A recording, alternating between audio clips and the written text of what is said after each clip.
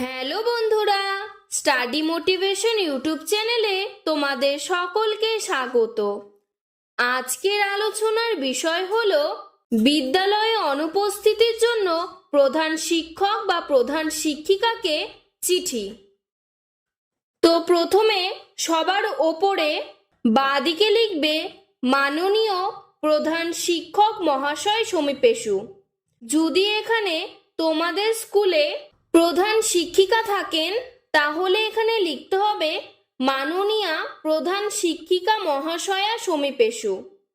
এরপর তোমাদের বিদ্যালয়ের নাম দেবে, তারপর বিদ্যালয়ের ঠিকানা লিখবে, তারপর ঠিক মাঝখান থেকে লিখবে বিষয়।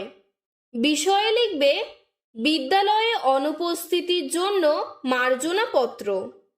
এরপর মহাশয়, প্রধান শিক্ষিকা হলে মহাশয়া দিয়ে শুরু করবে।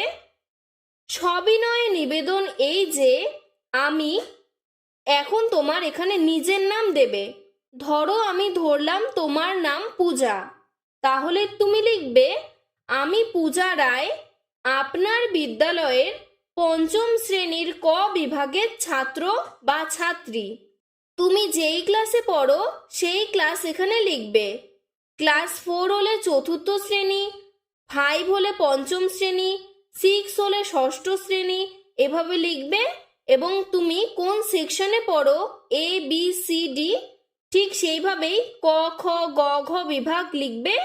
তারপরে তুমি ছাত্র না ছাত্রী সেটি লিখবে। এরপর লিখবে বিগত 16, 17 এবং 18 জুন আমার শারীরিক অসুস্থতার কারণে বিদ্যালয়ে অনুপস্থিত ছিলাম। তুমি যেই যেই তারিখে বিদ্যালয়ে অনুপস্থিত ছিলে সেই তারিখগুলো এখানে বসিয়ে দেবে। তারপর ঠিক নিচে প্যারা করে লিখতে হবে অতএব আপনার কাছে আমার বিনীত নিবেদন এই যে আপনি আমার এই অনুপস্থিতি দয়া করে মঞ্জুর করে আমায় বাধিত করবেন। এরপর ঠিক নিচে ডান দিকে লিখবে বিনীত আপনার একান্ত অনুগত ছাত্র বা ছাত্রী। নিজের নাম দেবে, কোন ক্লাসে পড়ো সেটি শ্রেণীতে লিখবে, কোন বিভাগ সেটি লিখবে এবং রোল নম্বর দিবে।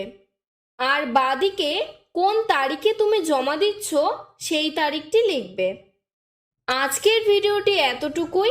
ভিডিওটি ভালো লাগলে লাইক করে চ্যানেলটিকে সাবস্ক্রাইব করে দেবে এবং তোমাদের যদি আরও এরকম অন্য কোনো চিঠির প্রয়োজন হয় কমেন্ট বক্সে জানাবে, আমি সাহায্য করার চেষ্টা করব। ধন্যবাদ।